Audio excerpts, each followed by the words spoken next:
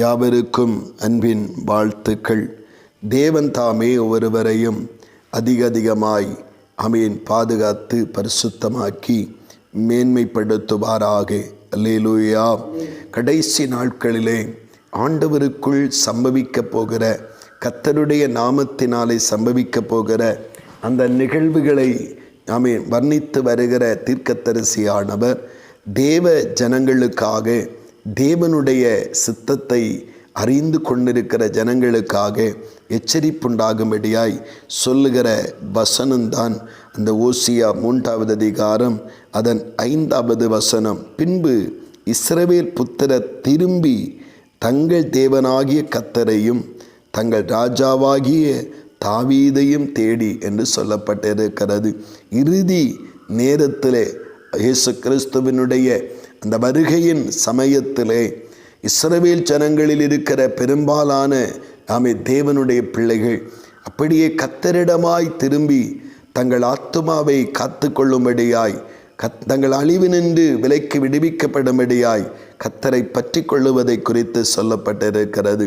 அங்கே சொல்லப்பட்டிருக்கிற ஓமையை பார்ப்போம் என்றால், விபச்சாரியான ஒரு ஸ்திரியை நேசிக்கிற புருஷனைப் போல அருவருப்பான தேவனற்ற தேவனுடைய நாமத்திற்கு விரோதமாய் துரோகம் பண்ணின இஸ்ரவேலரை மறுபடியும் நான் ரட்சித்து கொள்ளுவேன் என்று ஆண்டவர் சேர்த்து கொள்ளுவேன் என்று சொல்லுவதை நாம் பார்க்க முடிகிறது.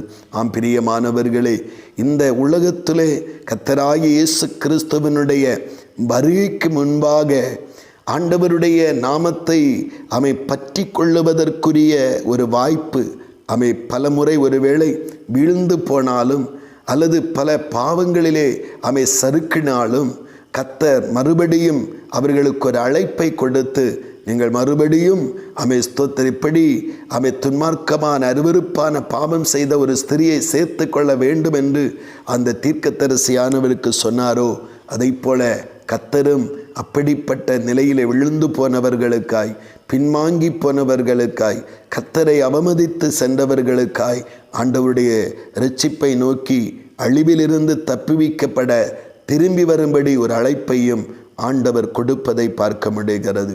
இந்த நாட்களிலே இந்த ஆண்டவருக்குள் வாழ்கிற நாம், ஆண்டவருக்குள் ஸ்தோத்திரம் கிறிஸ்து இயேசுவின் அந்த பிரசன்னத்தினாலே ஒவ்வொரு நாளும் தவறு இழைக்காதவர்களாய் கவனமாய் வாழ்ந்து அந்த ராஜ்யத்தை நாம் சுதந்திரிக்க உதவி செய்வாராக.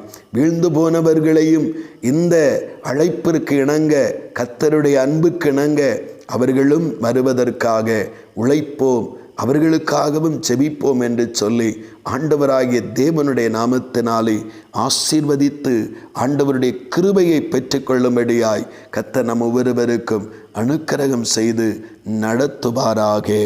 ஆமீன், ஆமீன். ஜெபிப்போம்.